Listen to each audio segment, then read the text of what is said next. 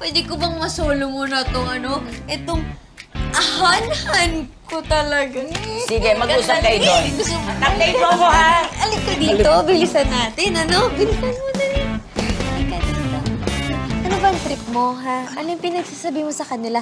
Bakit mo yung naisip? Anong pinag-iisip mo? Nakadroga ka ba, ha? Bakit nalakas ang tama mo?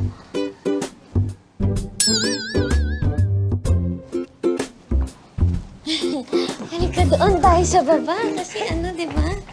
Totoo bang kasal sila? Nag-aaway agad, oh. Ay, naku, Ge. LQ ang tawag dyan. Yung mga away-away na ganyan. Pagkatapos ng away niyan, labing-labing na yan. At pagkatapos, alam mo na ako nang mangyayari. Alam mo yan. Agnes, ito lang yung solusyon sa gusot na meron tayo. Saka para na rin sa suspension mo. Hindi naman to legit eh. Peke yung kontrata na to. Agnes, peke, oo na. Pero legit to sa paningin ng iba at yun yung kailangan natin. O, anong kapalit na to? Tsaka, hanggang kailan naman tayo magpapanggap? Kapalit, mapapanggap kang asawa ko hanggang sa mabawi ko yung reputasyon ko sa mga followers. Tapos, hanggang kailan, hindi ko masasagot. Maswerte ka naman pala. Ano naman pakialam ko sa'yo? Oh, kita nyo? Yan talaga. After ng away-away, labing-labing. Gets mo?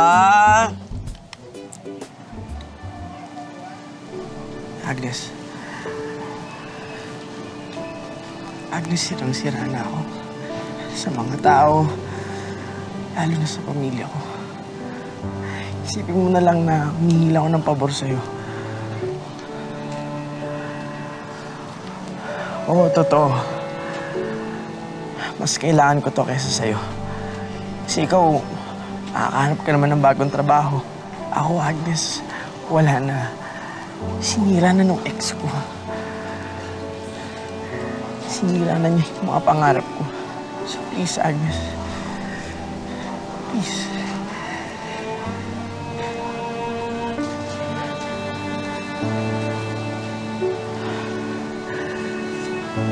Thank you, Agnes. Thank you.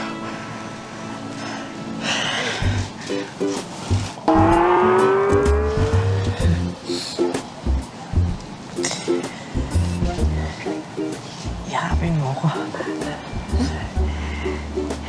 Iyakapin mo ako kasi yung lolo mo nakatingin sa atin. Dali.